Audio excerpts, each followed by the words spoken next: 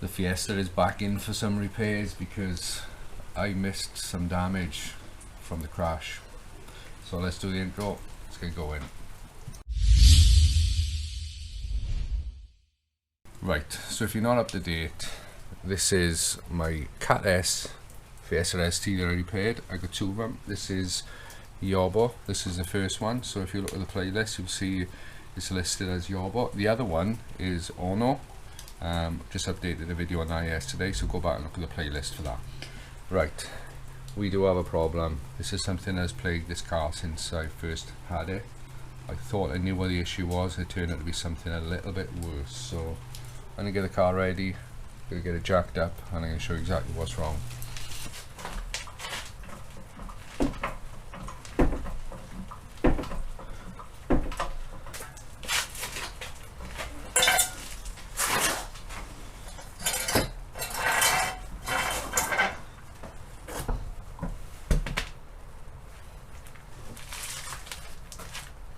Right, so this is the problem I've been having. Ever since I've had this on the road, I was getting a horrible noise when I was braking, and it was like a creaking, a rotation. It was nothing obvious, so I put it down to a warp disc, and what I thought was the disc is warped and then the caliper will move on a slider pin, so I assumed maybe I had a C slider pin, and when the caliper was moving back and forth it was causing that rotation noise. So what I did was, as you can see, I put new discs on and the problem didn't go away. Cleaned the back faces of the hub, done everything you could think of doing, problem didn't go away. So what I'm going to do now is I'm going to start it up, put it in gear, and I'll show you exactly what the problem is. Well, and firstly, if ever you're going to do this, I'm going to run the engine in gear. One wheel is on the floor, so it'll mean this one will spin free. Don't ever do this if you've got a limited slip diff. You can only do it if you've got an open diff. So I'm going to plonk you by that. Let's start him up.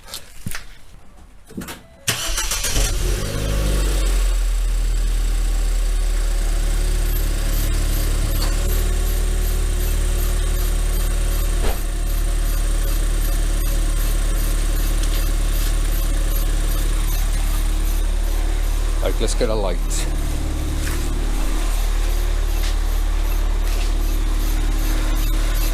Right, so as you can clearly see, you can see the movement in the caliper. See it going in and out. Now, everything would point to a warp disc. As I say, it's not that, but the noise I was getting wasn't actually the slider pins. It was the pads moving in here, and they were creaking terrible. So the problem is my hub is bent, the actual spindle that goes through.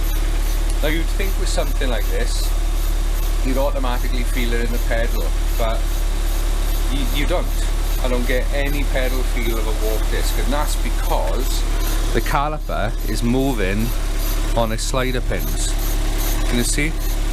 So everything is absorbed in the caliper moving. To actually get pedal feel of a warp disc, you need to be pushing the piston back and forth. So if you've got a fixed caliper and the piston is moving back and forth, it's going to transfer back through your pedal. So I get none of that, and that's probably something you may find beneficial for your car. If you've got a sliding caliper, it completely disguises the fact of a warp disc. So there's a problem. Hub is bent, so we've got to put a new hub on. Well, I say new, it's a replacement one. Right, so first job I'm going to do now is crack the castle nut. You've seen me do this before, where I put a screwdriver in the disc. Keeps it solid.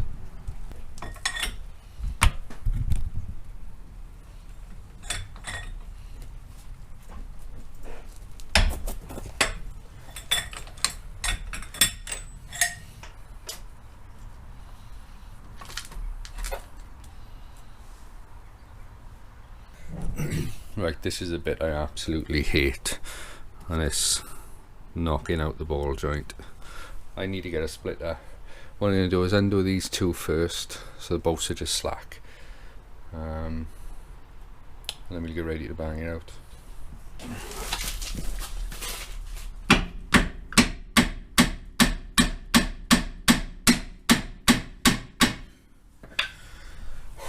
Well, that was the easiest one I've ever done.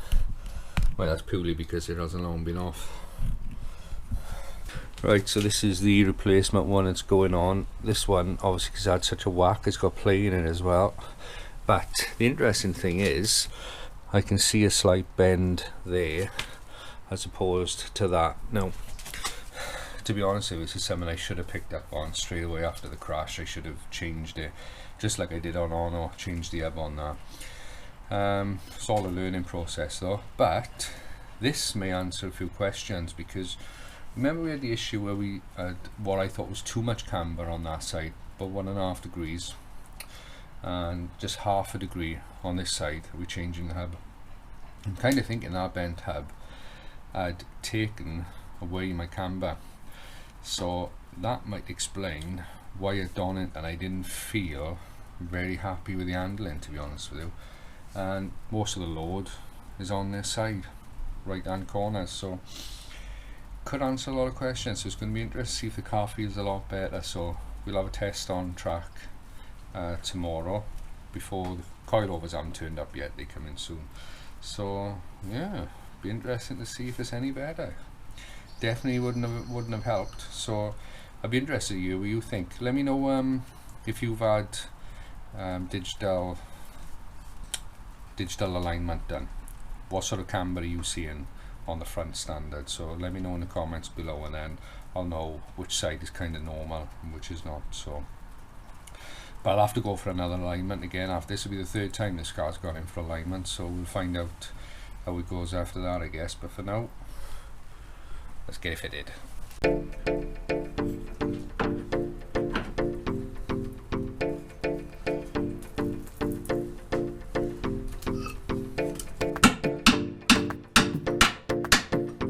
Yeah, it's alright though.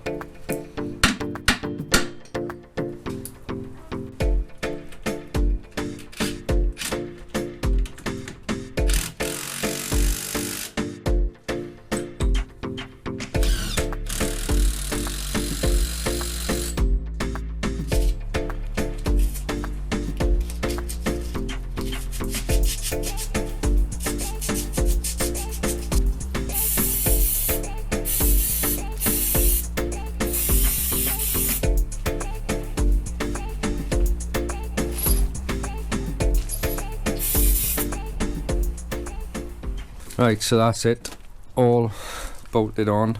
What I'm going to do now is start the engine, put it in gear again, and hopefully it won't be wobbling.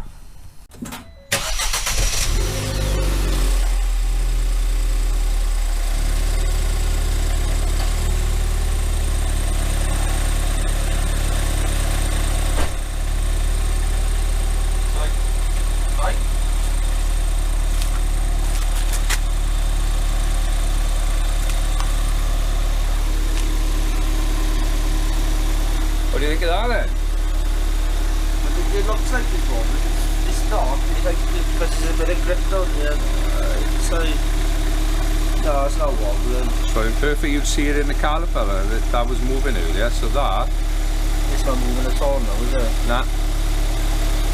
So that has fixed it. What I've got to do now is find out how much my tracking is affected. So I'm going to drive it. If the tracking is out from this one side now, I'll see it in the steering wheel obviously, but because I've only adjusted one side, I'm going to have a play around with myself I think and try and bring it back in line. I'll probably go down and have it put on the machine for tracking. If I don't have to adjust it, then I don't have to pay, so I'll take it for a drive, see how it feels, and go from it. Right, so we're in the car now. You'll notice now the ABS light is on. You probably can see that. That's just because I had one wheel spinning free. That'll sort itself out. Now you'll see that go off once we start driving. So if that happens to you, don't worry. There you are, it's gone. Right, so initial impression driving down the lane, the car's driving quite straight. Yeah, so the steering wheel seems pretty much bang on to what it was. A touch left steer, and when I say earlier it's driving quite straight, I don't mean about the car driving straight, I mean the wheel's straight in relation to where the car's going. Maybe a fraction, hard to tell on these cambered roads, but we're going to go down and have it checked anyway, so we're going to have it done, see what results we get. Right, so that was it. I went and had the tracking done, and it is much better. We have got 1.5 degrees of camber more or less now both sides. So all along I was chasing a problem back a while ago where I thought I had too much camber on the right hand side, and that was fine. The problem was our left side all the time, so the bend in the hub had lost me a degree of camber more or less. So I got, I think it was 1.46 and 1.52 of the cambers from side to side, which is brilliant. It's all pretty meaningless because as soon as my coilovers turn up, they're going on and it's all going to get transformed again. But like I say, I wanted to know that was the issue with the camber, so we got that resolved. So thank you for sticking with me for another video. I'm just going to tell you now, I'm going to be getting on with fitting this GFB bad boy, but it's not going to be in this video. I'm going to start filming another one. So thank you very much for following this video. Thank you for following all my videos, and I will see you on the next one. Bye.